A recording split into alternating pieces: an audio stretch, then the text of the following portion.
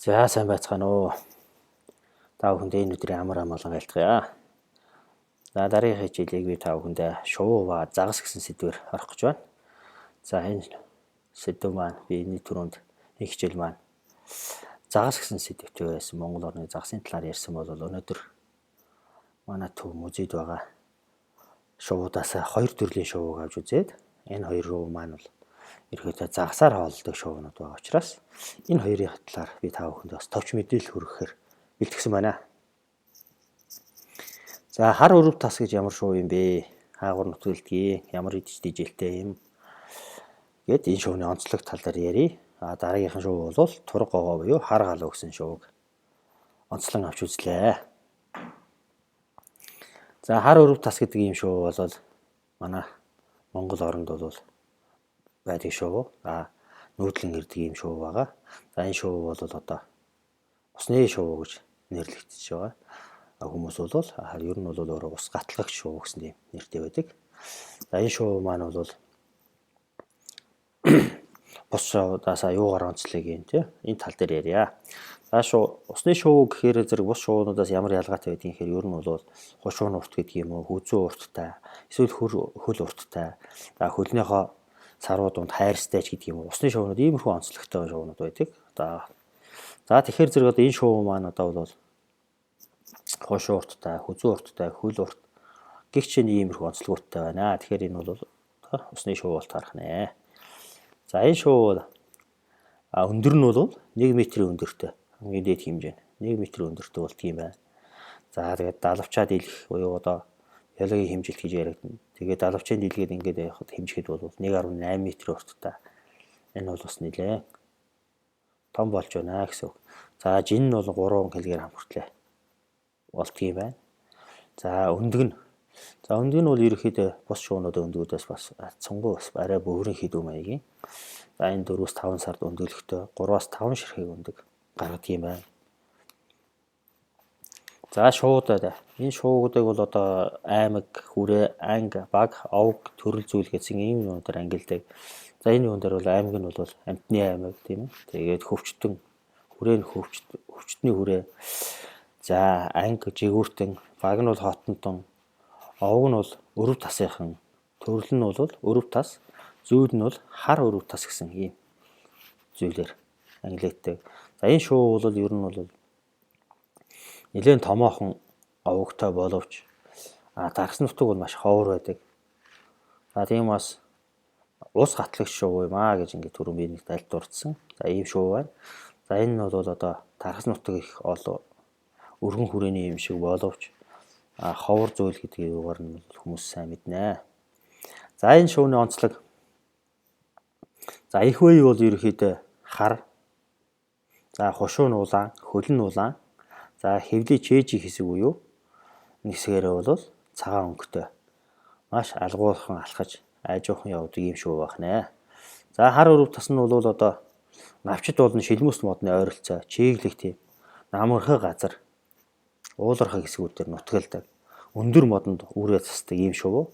За тэгээд өндөр модонд үрээ засаад 3-5 өндөг гаргадаг байна. За дархан зүтгийн дэлхийн хэмжээнд нь ингээд ерхий харуулъя. За энэ шараар байгаа нь бол дархас нутаг өөрийнх нь дархсан. За Монгол орны баруун хойд хэсэг.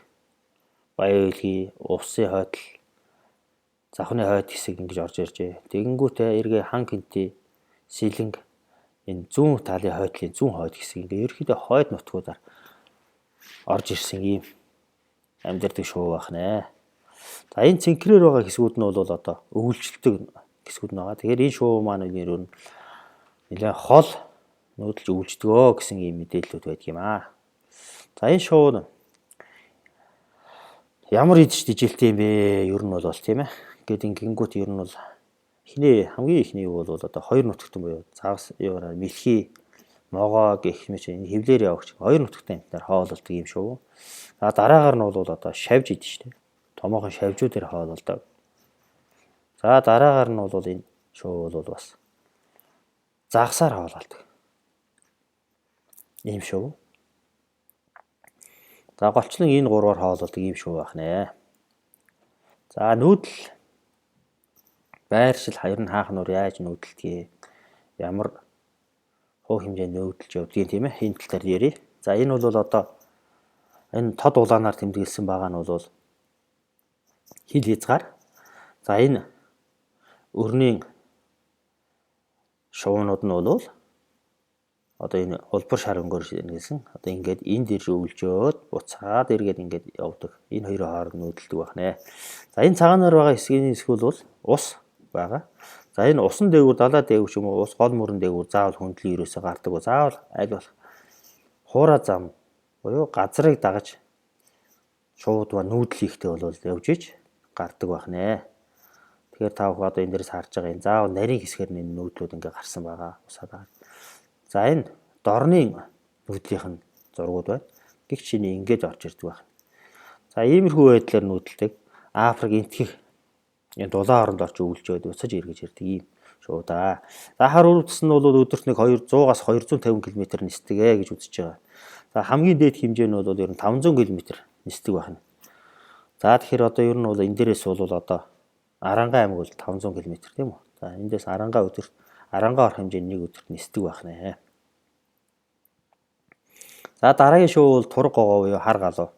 За энэ шоу бол одоо манай Монгол орны хувьд бол сүүлийн үед бол маш их элбэг болсон. Гол мөрөн загас элбэгтэй газрууд дээр бол маш их элбэгсэн одоо баруун тал, баруун хязгаар одоо зүүн талын газрууд дээр альч гол мөрнүүдээр загас элбэгтэй газрууд дээр элбэг болсон байгаа. За энэ бол одоо Амтны аймаг, Хүрээ нь Хөвчтөн, Жигүүрт нь Анги нь бол Жигүүртэн, за Баг нь Хотонтон, Овг нь бол Гогоогийнхон, Төрөл нь бол Гогой. За тэгээд зүүл нь бол Турга гогоо буюу хар галуу нэртэй юм шоу байна. За энэ шоу маань өндөр нь бол 70-аас 102 см өндөртэй. 1.5-аас 3.5 кг болтлоо том болдго юм байна. Жинэн татдаг юм байна. За тэгээд нөгөө далавчаад илэх биологийн нь бол 121-ээс 160 см урттай далавчаад илгэсэн урт нь бол тийм байх нэ. За хөндөгний хувьд бол за түрүүнийх бол хар өрөвдсөх бол дугуйдаг байсан бол энийх нилээ зөөвөн дөв. Нэгтэл нь бол шүмбүр дүү маягийн тийм өндөг байх нь байна. За тэгээд 3-аас 4 өнд гаргадаг юм байна. За өндгөө нэг сар орчим дараад ангаахаа болно. Ангаахаа болсноос хойш 40-с 45 хоногийн дотор бол бие даан амьдрах чадвартай болдог байх нэ. За энэхүү шоу нь бол бараан цустэй, урт сүлтэй байдаг. За тэгээд нутаг орноос шалтгаалаад энэ шууны маань өнгө цус, өдний өнгө нь бол өөр болдог. За тэгээд бол бас үржлийн үед бол бас арай өөр өнгө цустэй, хүзүүнийх нь гэсэн өөрчлөгддөг ийм та болох нэ. За эд стижэл энэ шоу бол одоо юу гэдгийг юм бэ? За түрүү би шуудыг бол стижлээр шуушуугаар нь бас ангилж ялгаж болно. Махын эдчтэй шоу бол хурц махир хушуутай байх жишээ нэ. Тэгээ эсвэл одоо хушууны ирмэгүүд нь бол маш хурц байх. Гişний ингээд шуудын хушууны онцлогуд бол ингээд энэгээр нийт жижиглэн ангилах, ялгах бас бололцоо бас байдаг. За энэ шоу бол бүрэн загсаар хоололдог юм шүү. За манай Монгол оронд бол ихэнх гол мөрнүүдээр ажил байдаг. Гэт энэ нь бол одоо энэ эдж дижээлтэй холбоотой байх нэ. За тэнгис талаа энэ байх юм бол энэ юу болвол шоу маань бол могоо загсаар их хоололдог. Могоо загсанд их дуртай ийм шоу юм байна. За энэ үнийг нь бол одоо ашиглан гадаад орнуудад хятадууд бол ялангуяа Турга гогоог тийжээж гаршуулан барьж аваад загас бариулах, зарс агнуулах юм уламжлалт аргууд бас байдаг юм байна. Манай Монгол оронд болохоор одоо бүрэгдийг тийжээж туулаа хярс бариулдаг шиг хятадууд бол бас энэ шоуг тийжээж загас бариулаад буцаагаад нөгөө гулгуулж гаргаж ирүүлэх. Үзүүнд нь цагирыг зүүцсэн байж байгаад бүтэн цааш нь оруулахгүйгээр буцааж гаргуулж ирэх ийм их арга хэмжээ. Загас бариулдаг юм уламжлалт аргууд байдаг юм байна. За энэ шоу одоо эхний зэгдүгээр зураг дээр бол одоо энэ шоуны хамгийн залуу хар галууны зураг байна. За хоёрд нь бол энэ одоо нэг нутаг орноос шалтгаалж одоо өд нь өөр байдаг гэж би түрүү ярьсан. За тэнгууд энэ гөлчгөр ийм хар өнгөтэй, тос хар өнгөтэй байгаа боловч үзүүн тал дээр одоо энэ цагаан болсон байгаа. Энэ бол одоо яг үржлийн үедээ энэ өд нь бол ингэж цагаан болдог байх нэ. За гэтэл манай Монгол орны хар галуу маань арай бордуу саарл өнгөтэй юм байна. За гэвч ингээд нутаг орноосоо шалтгаалаад энэ шоу бол бас өнгөцсөн арай өөр төрлийн бол тархнаа. За энэ ер нь хаагур их тохиолдод яад юм бэ гэх юм бол одоо хамгийн их шоуууд их цуглардаг өгийн нуур, тэгээ тэрхийн цагаан нуур, за тэгээ чулуут гол, дээшээ онон байлж. Ингээд энэ бүх голууд эдгэрт тисгээд энэ голууд дээр бүгдөө нь энэ бол одоо дарахсан илүү их үзэгддэг. За энэ шоу бол анх хийхдээ бол ер нь 20-30 см шумбаж барьдаг. За зарим үед бол 1 метрд бол 10 м хүртлээр шумбаж чаддаг гэсэн судалгаа юмнууд бол байдаг юм байна. За ингээд нэг шоу яриад ирэхлээр бид бүхний шоу бол ер нь бол хэднээс эхэлж үүссэн биднээс өмнө хэдэн жилийн өмнөх байсан гэдээ үзэх юм бол 1500 жилийн 150 сая жилийн өмнө энэ бол одоо